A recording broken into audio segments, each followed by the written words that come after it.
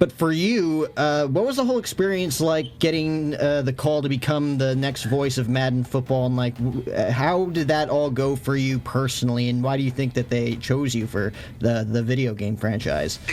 Yeah, it's one of those, you'll probably only get a few phone calls in life or Yeah. emails that you never really forget, and that certainly ranks up there at the top. I was at the time doing the play-by-play at Georgia Tech, and I got a note via LinkedIn, actually, from the director of talent at EA Sports. And basically the note said, "We have an opportunity at EA Sports we would like to speak to you about." And I didn't know why they would be reaching out to me. I didn't know what it was about. I didn't certainly think that going through LinkedIn seemed like the most viable option Right. for a big company like EA Sports. So it was a little surprising, but I took the message to be serious, and I replied and set up a phone call, and lo and behold, they went on to tell me that they were looking to move on from Jim Nantz and Phil Simms. And one of the producers that worked on the game had heard my work and identified me as sort of a dark horse candidate. They liked my voice, they liked my call, and so they at least wanted to bring me down to Orlando, where the studio is, to audition. So I went down to audition. This is back in, 2015, and I wasn't thinking a whole lot of it. I mean, certainly I was excited to be considered. I was flattered, but I knew that they were replacing Jim Nantz and that they would probably be reaching out to a lot of national big names, and that I was just one of many auditioning. So, but when I did the audition, I thought it went extremely well. It felt good. It felt natural. And the feedback was positive, so I hoped and waited, and then a couple of months later, they called and sure enough asked if I wanted to be the one to replace Jim Nantz. And again, that's a phone call that you only get once in a lifetime. Yeah. And I'll always remember where I was, and I couldn't say yes fast enough. So it's been an extremely rewarding last 5 years with that franchise. How, I guess, awesome or weird is it hearing your voice in a video game? I don't know if you play it at all, but what's that experience like?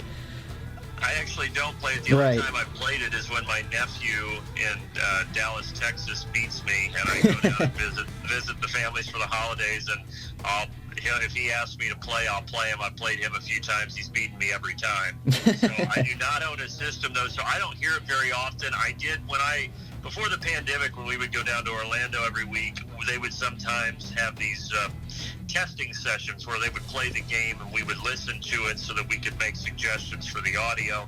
And to be honest, I don't love how it sounds, just because Right. when you call a real game, it's much more natural and fluid. A video game is very robotic. It's taking 8 to 10 second sound bites that were recorded on different days and different weeks, in many cases different years, and meshing them together back to back to back to try to make it sound like it's one coherent thought, when in Right. reality it's just a bunch of stitched together lines. So I more or less get frustrated because I want perfection. I expect perfection out of myself, and when the lines don't flow well together, at no fault of the people at EA, it's just how the video game mechanics work.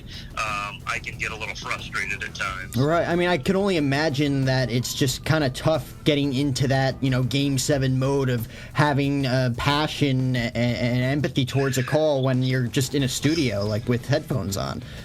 Yeah, they also, you want to be careful. You don't want to go too over the top and get too excited on certain lines, because then that won't match with the other lines. And if you go from really high back to normal monotone, and then it just sounds even more weird. So it's almost better to keep an even keel voice throughout everything, and almost be like background noise. I think that's what the EA developers really want. They want you kind of just to blend in with the game. I think if you don't stand out, then that's the better scenario. So, sometimes I'm sure if you're calling a touchdown winning catch in the video game, it's not going to sound like it would just naturally in an actual Super Bowl broadcast. That's just the nature of the beast, because that touchdown catch has to be played also when it's 52-3 in the fourth quarter of a Jets-Lions game. So